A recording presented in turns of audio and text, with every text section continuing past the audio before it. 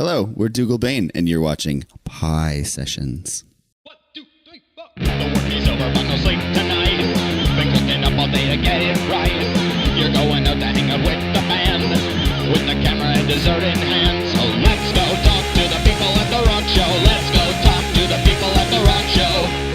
Make pie not war. While you're eating this delicious steak stout pie, tell us about the first time that you picked up an instrument.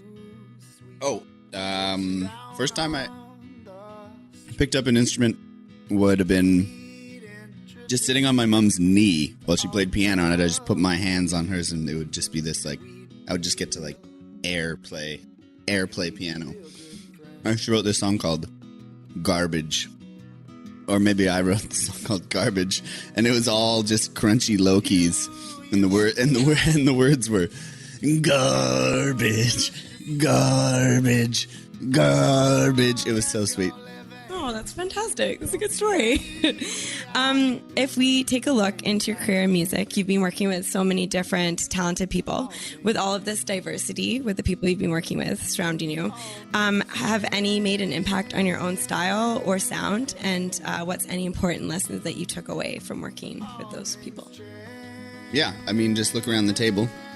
Sam Weber, Tom Salter, Jarrett Penny, all my friends I play music with I take lots away from them. They're all really talented. I had a lot of good teachers growing up too.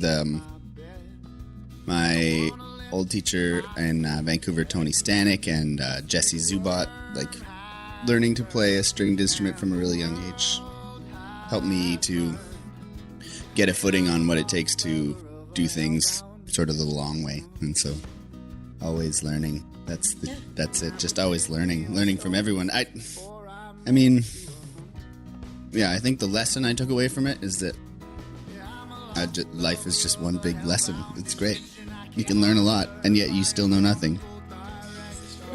I mean, is most of the universe that way, or is most of it that way? I have no idea. What way's up, what way's down? What was a hardship or a challenge that you guys all overcame while writing the Path EP or recording it, if any? I didn't play music with these guys yet when I was doing it, so they didn't have to overcome shit. No, I'm just kidding. But I probably just, like, letting go of the things that were, like, so super on my mind in those days. Mm-hmm. And so we also I just recorded it really fast, and so that's kind of a trip, is when you just, like, 1 week something doesn't exist and then the next week it does. So it was a blessing and a curse. Sort of old school to just rattle it off like that. I don't recommend it. Do you guys, if you, like, before you, basically you guys are going to get a treat later and get to see a live performance, but do you guys have any weird quirks that happen before there's, like, a live performance? I do calisthenics. I don't even know what that is. I don't know what that is either. I've never seen Dougal do calisthenics, so I don't know. And Sam? I can attest to the calisthenics. I've seen them happen. They're a real thing. Awesome. After making Top 20 in the Peak Performance Project in 2013, what was the greatest lesson or experience that you took away from that? A couple of things. That radio station is run by some really good people who are in it for the right reasons and are really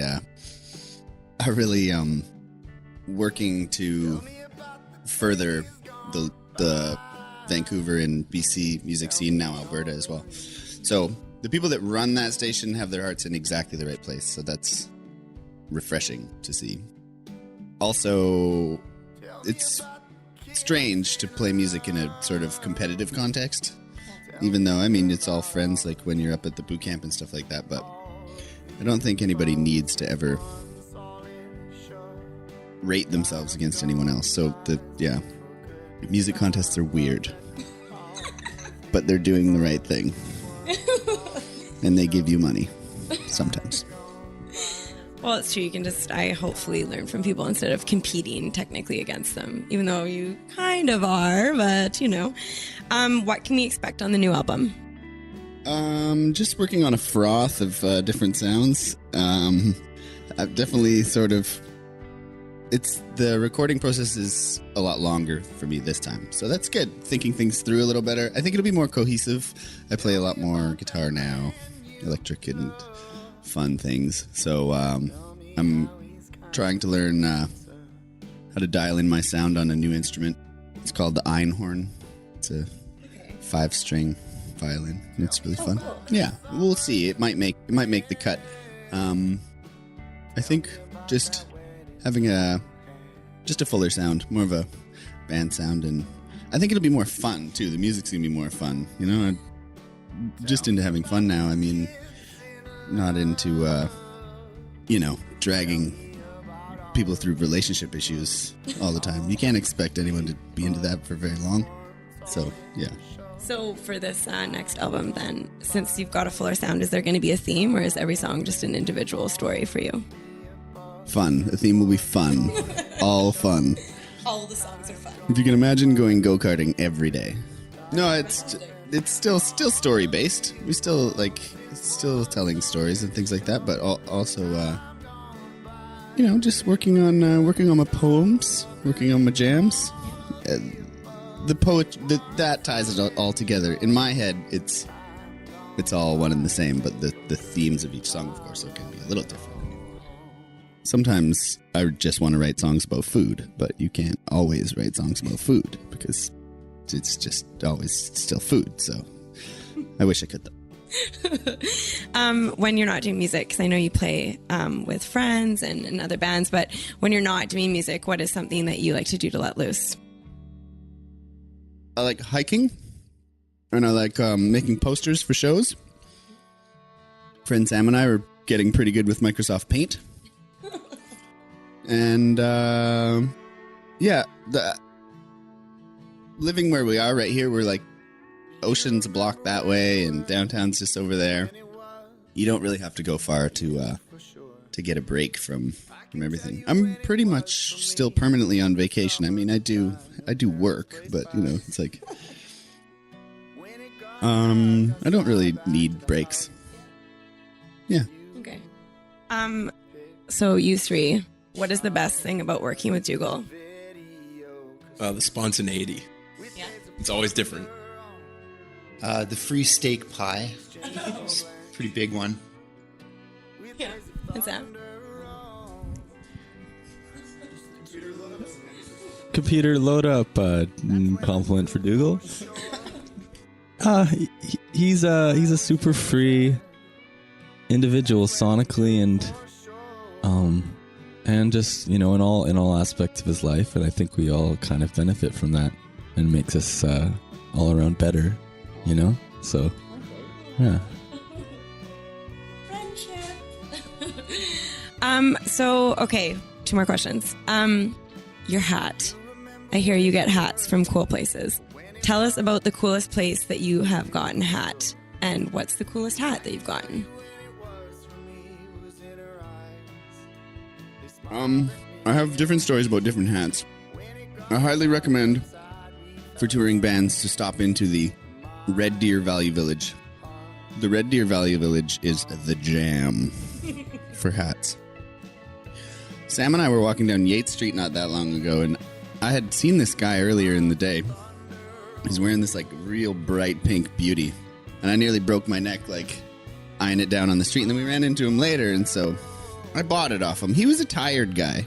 Tired guy is another word for homeless person. I don't like homeless person. There's some people around town you see, they look tired. They're sleeping on the street. And so I bought it off a tired guy. And, I washed it, and that's a great gem of a hat. The one I'm wearing now has a story, too. I was dating a lovely person. Things didn't really work out. Things sort of just cooled off, And I wasn't home. My roommate was home, and she stopped by the house, and she said, I brought Dougal's hat back, and my roommate took the hat. And when I got home, he said, girl, she brought your hat back. And I said, not my hat. Gives you a real warm feeling inside. So, to make myself feel better, I kept the hat. And hat guy, whoever's hat this is. Thanks, bro. It's a nice looking hat. All right. What are the famous last words for the pie sessions? Sam and I were trying to memorize some Rush lyrics earlier. Because there's a new thing out there now. It's called getting rush rolled. It's when, like, on an everyday situation, like, you're just walking by and, like, someone, like, so you're in the grocery store lineup and someone says something to you, just this, like, majestic quote, and you're just like, whoa, like, it's just always just knocks you back. And then you, like, remember it and you go home and you look it up on the internet and it turns out it's Rush lyrics. And someone just rush rolls you in everyday life. So I guess the famous last words is go ahead and rush roll someone. Show them you really care. Thanks for coming out, you guys. Enjoying the pie. I'd like to say on behalf of our group that thank you for the steak pie and thank you for having us. Welcome. So this is Dougal Bain McLean, and you're watching the Pie Sessions.